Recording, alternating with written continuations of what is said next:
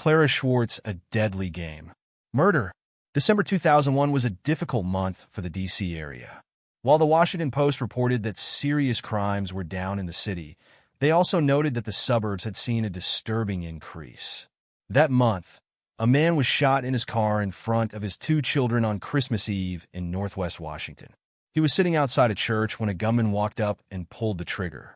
In the same area, a man was fatally stabbed in his home, while in Southeast Washington, another man was shot outside a shopping center. In nearby Virginia, the shocking death of a prominent scientist made headlines around the country. Robert Schwartz, 57, was nationally renowned in the field of biometrics and DNA research. The Associated Press's Matthew Burkett reports that Schwartz had been working for the past 15 years on DNA sequencing analysis at the Center for Innovative Technology in Herndon, Virginia. Ironically, while the discovery of DNA identification in the 1980s revolutionized crime investigation, especially for extreme crimes such as rape and murder, Schwartz himself fell victim to one such incident. On Monday, December 10, 2001, Schwartz did not show up for work. His co-workers phoned a neighbor to check on him. He had lived alone since his wife had died and was usually quite punctual, so they were worried. They had good reason to be. His corpse was found face down in his log-and-slate farmhouse, situated near Hamilton, which was around 40 miles west of Washington, D.C. He had been stabbed repeatedly, one report said 30 times, another 45, with a sharp knife-like implement sometime on December 8, 2 days earlier, and left where he had died. Investigators who arrived at the scene could clearly see an X carved into the skin on the back of Schwartz's neck, according to the Blood Bank newsletter. This mark seemed to indicate that the murder was ritualistic, although the clue wasn't clear. But Schwartz's neighbors were helpful. They had seen 3 teenagers, 2 boys and a girl, arrive at the farm during the time in which the murder was estimated to have occurred. The kids had gotten stuck in the mud and had called a tow truck.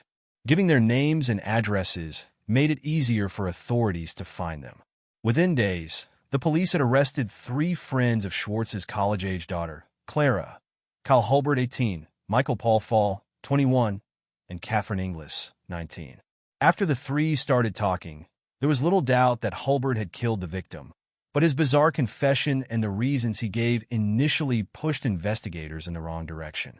Court records released the day after Christmas and noted in the Washington Post indicated that the police had seized several knives, swords, and documents about human sacrifice from the home of Inglis and Fall.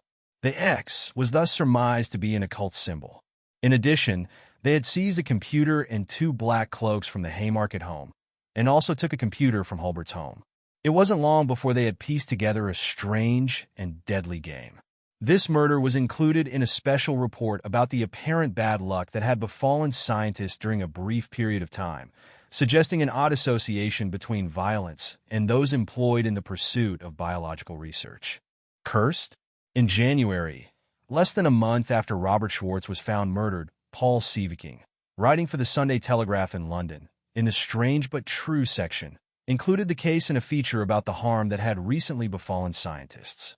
On Halloween, Vietnamese immigrant Kathy Nguyen, a hospital technician, inhaled anthrax and died in Manhattan.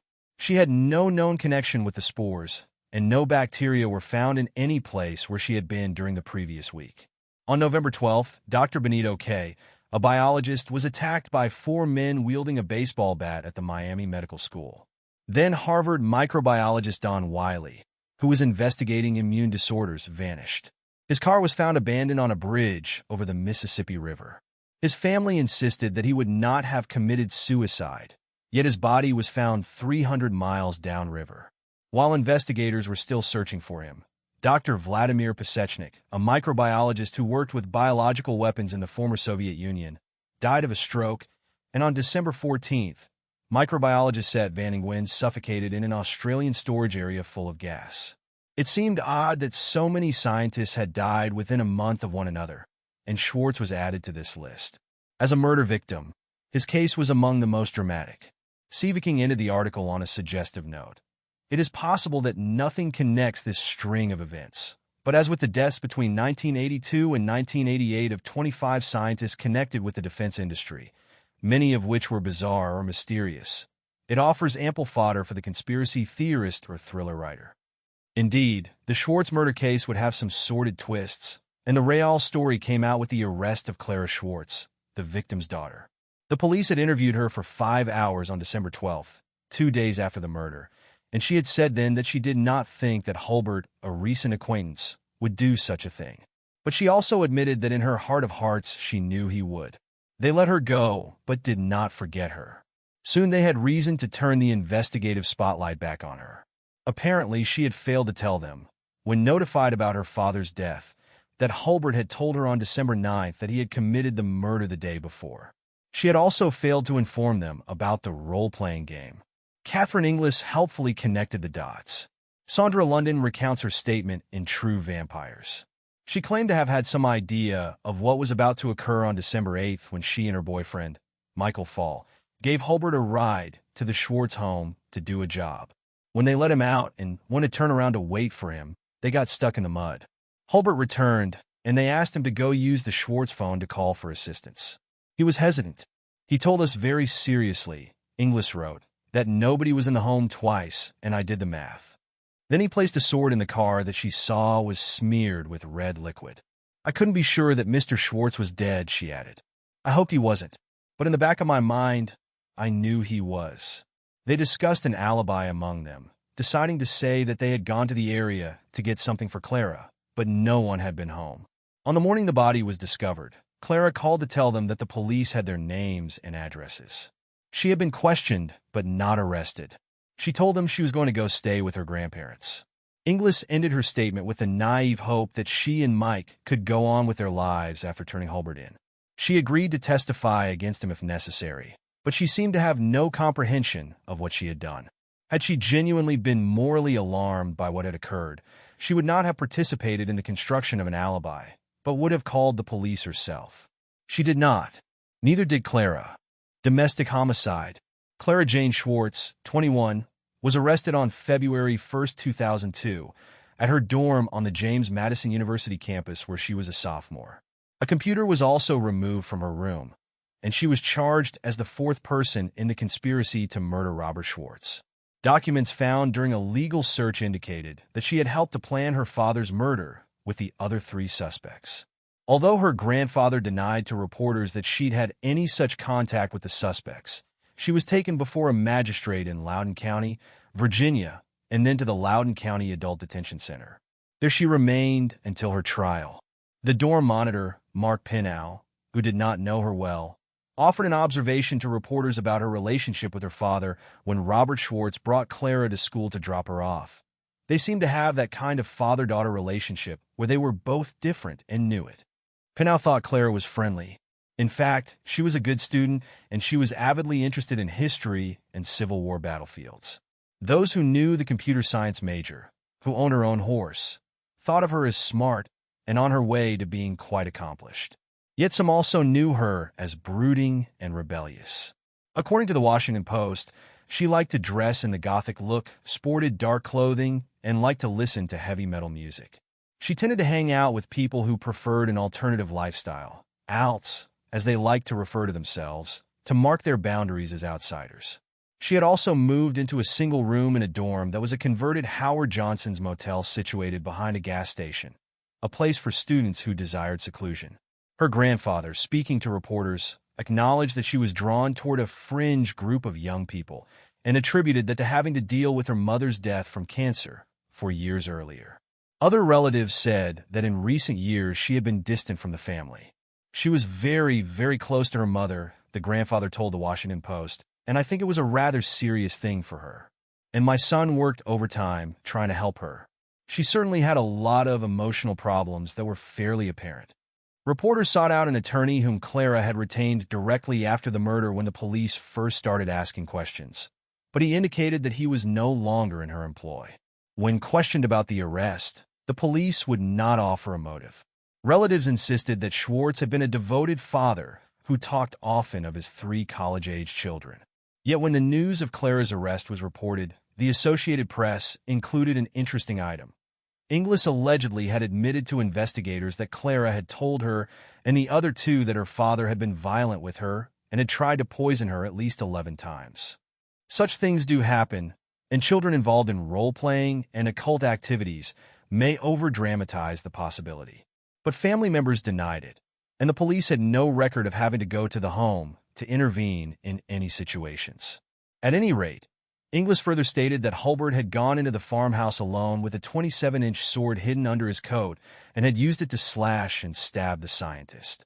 She and her boyfriend, Paul Fall, had waited for him in the car. They'd had nothing to do with the murder, she said, adding that Hulbert had believed he was doing something good for Clara. Yet he hardly even knew her. The vampire. Hulbert had a history of mental disorders, including a diagnosis of paranoid schizophrenia, hyperactivity disorder, and bipolar disorder. His family had found him too difficult to handle, so he had been in several psychiatric institutions. It also turned out that he was deeply involved in role-playing games that involved vampire imagery. While such games do not cause someone to become violent, and the majority of participants in the live-action role-playing groups, LARP, are just in it for fun and creative outlets, LARPs can attract mentally unstable people who find encouragement for their delusions within them. Hulbert apparently did. He also had a fascination with medieval wizardry and weaponry, and eventually offered a rather chilling 7-page confession. Sandra London included this case and his confession in her discussion of dissociation in True Vampires. She indicates that when a killer claims to have become someone else, as Hulbert vaguely suggested, he may be acknowledging a criminal alter that can take over a host body and get him to commit crimes. She went on to talk about the Hulbert/Schwartz incident, adding multiple personality disorder, now called dissociative identity disorder, to his psychiatric portfolio, although no professional had diagnosed him with the disorder. Inglis mentioned this in her confession, so it could be the source of London's ideas. London also said that Clara had been diagnosed with schizophrenia and the condition had gone untreated, although this is probably untrue.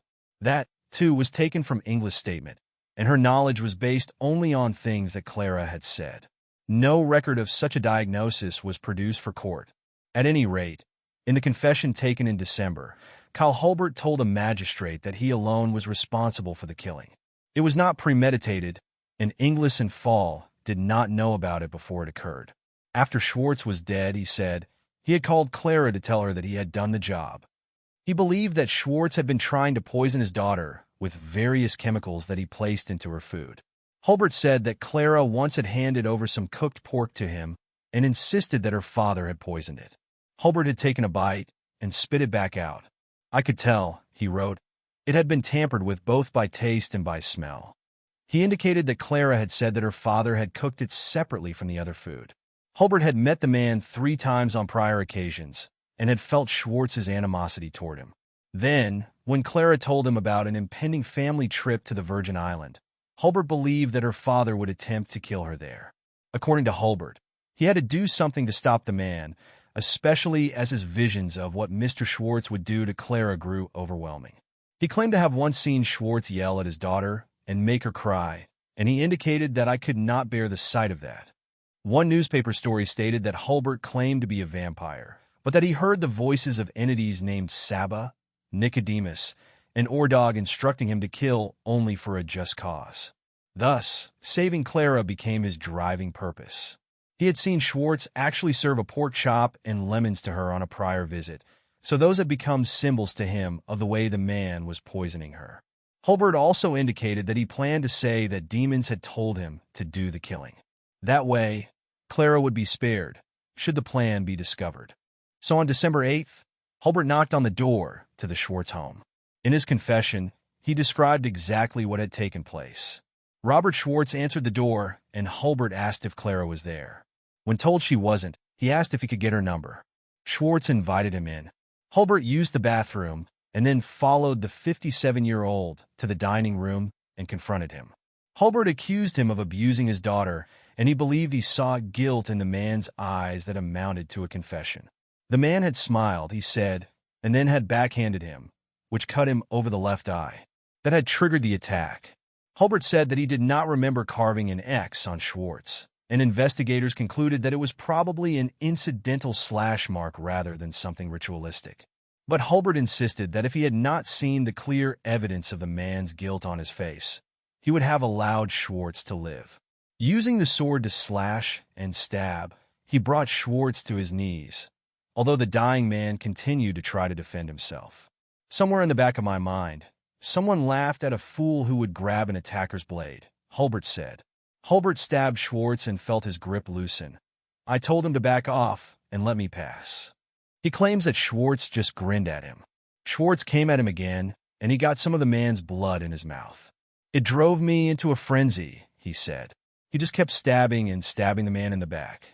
Holbert then described Schwartz's last moments, saying that Schwartz had looked up at Holbert and asked, "What did I ever do to you?"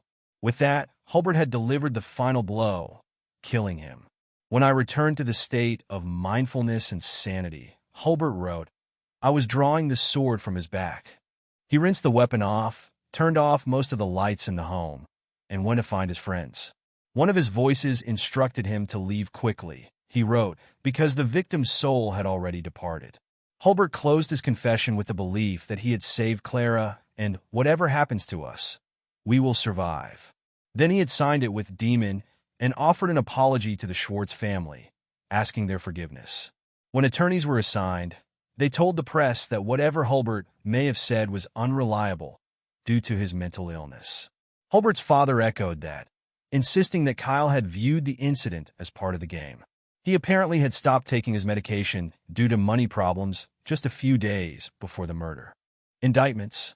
Clara Jane was arraigned on February 5, 2002, as her older brother and sister watched in grief and horror. In a quiet voice, she requested a court-appointed lawyer to defend her against the charge of first-degree murder. Her arrest was the culmination of a 2-month investigation that included an analysis of coded emails and instant messages among the 4 friends regarding Clara's alleged domestic situation. Clara had kept them in a file labeled UW People for Underworld in her dorm room. The investigation had also involved interviews with all 4 of them and written statements from 3. As the details came out, it seemed that Clara had told the others that her father had tried to poison her, and she thought her life would be better if he were eliminated. When Clara wanted to talk about murder in these messages, she used the word "tay," and she referred to her father as OG, old guy.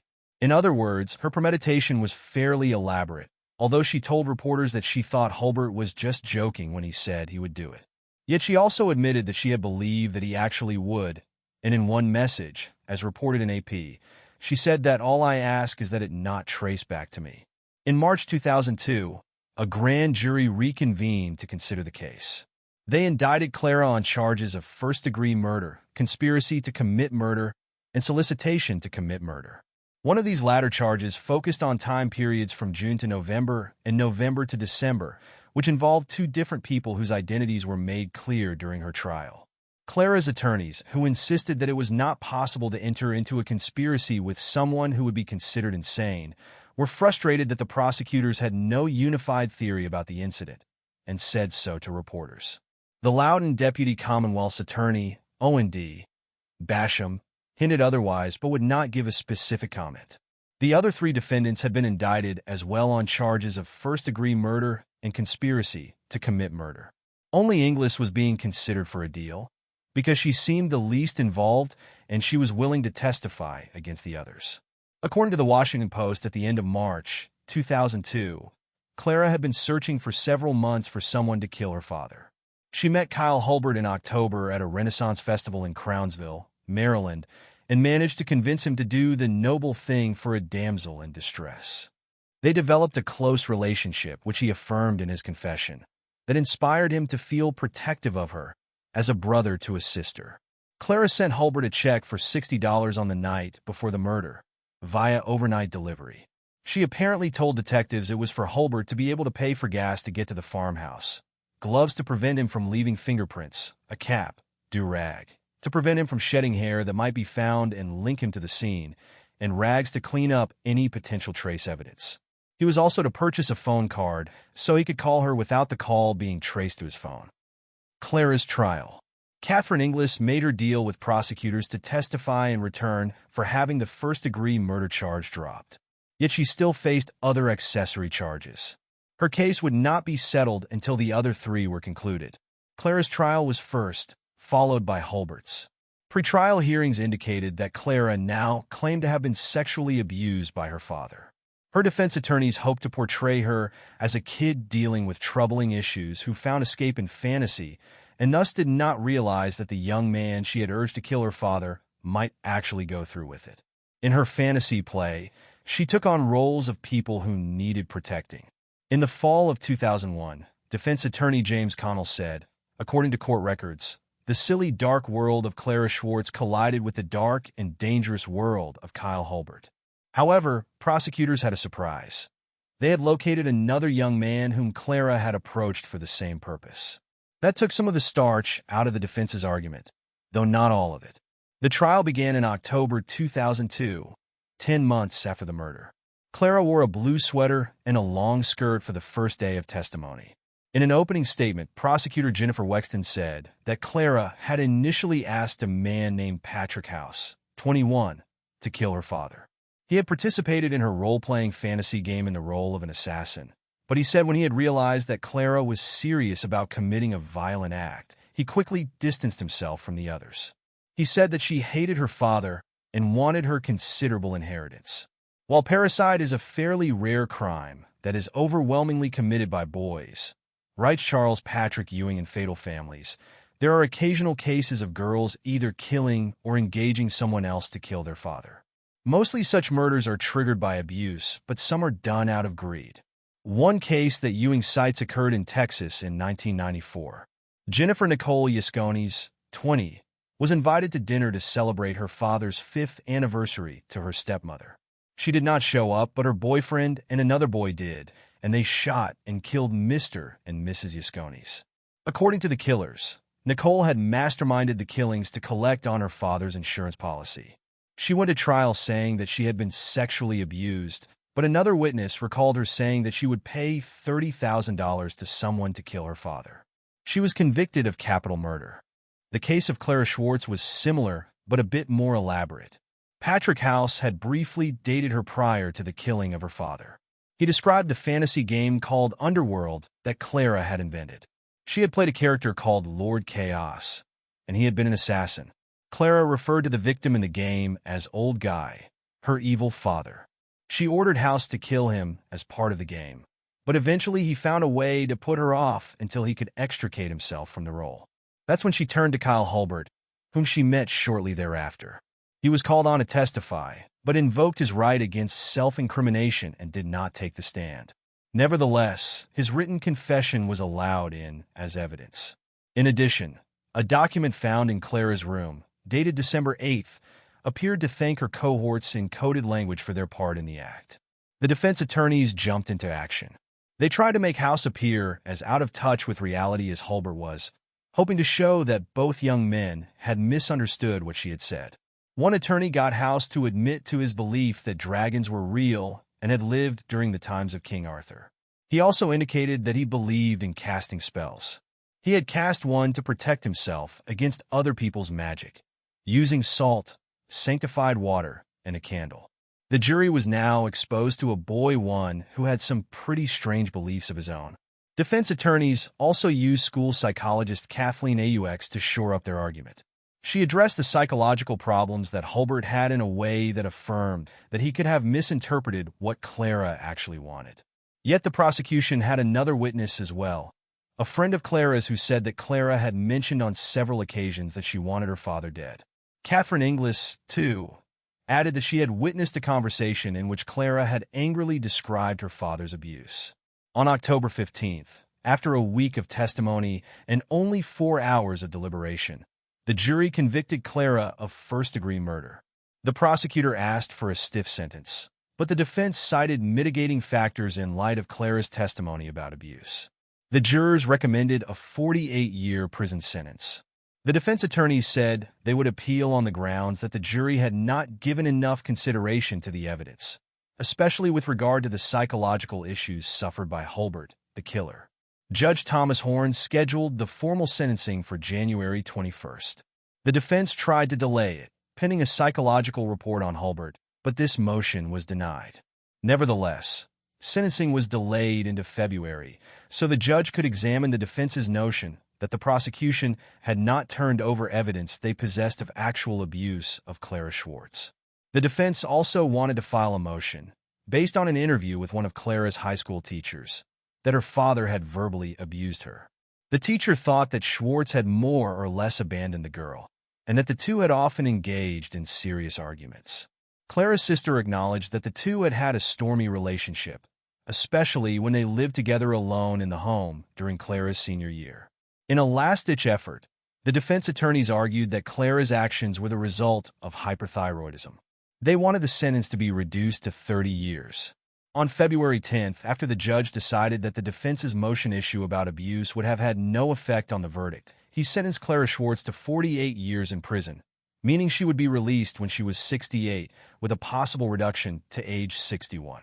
Judge Horn told her in a fatherly manner that she was responsible for her actions. In an AP article, Heather Greenfield wrote that Clara showed no emotion as she left the courtroom. She also did not look at any of her relatives, some of whom had testified against her.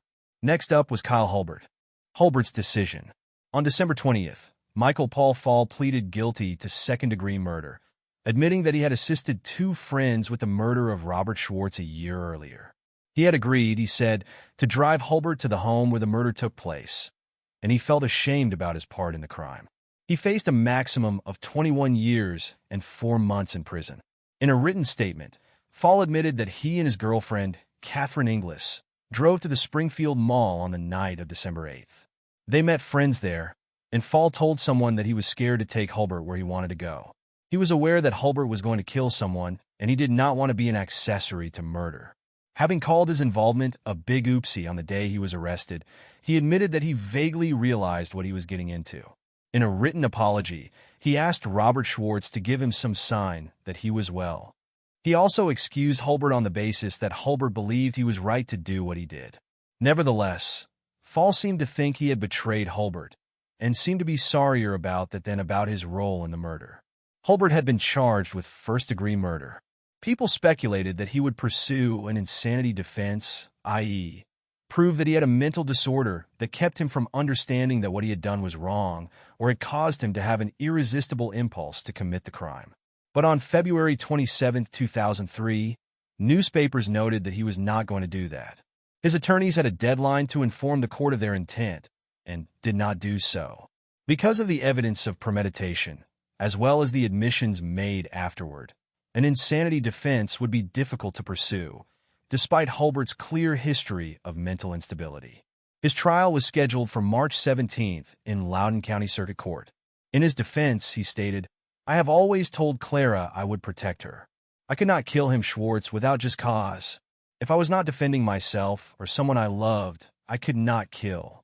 On March 10, 2003, at a 15-minute hearing a week before Hulbert's scheduled trial, he declared himself a murderer in court. He had decided that making a plea rather than going to trial was the right thing to do. Admitting regret for his actions and for ever having met Clara Schwartz, he said that she had manipulated him into doing what he had done. "I allowed myself to be poisoned," he was quoted as saying in the Washington Post. "Not a day goes by that I don't think about what I did." Psychiatrist Howard Glick testified before sentencing that Hulbert had made up imaginary friends such as vampires and dragons to make him feel as if he had a sense of family. He had connected strongly with Clara, who also felt like an outsider and claimed that she'd been diagnosed with schizophrenia, and that had given him an even greater sense of family. She was now his sister, and he had to protect her. When she needed help, he got the chance to act on his fantasies of heroism and nobility. It was as simple as that, and as tragic. Judge Horn acknowledged Hulbert's difficult life in and out of institutions and foster care, but said to him what he said to Clara: "You are responsible for your actions." For the murder, Hulbert was sentenced to life in prison without the chance for parole, and another 10 years was added concurrently for conspiracy charges. Last to be sentenced was Catherine Inglis. Schwartz and Fall, on the advice of their attorneys, offered nothing to implicate her, so her case came to an end. There were no other leads to investigate to prove her part in the murder, aside from helping to cover it up. On November 14, 2003, she received a sentence of 12 months. At that time, the Washington Post noted, she had 6 more days to serve.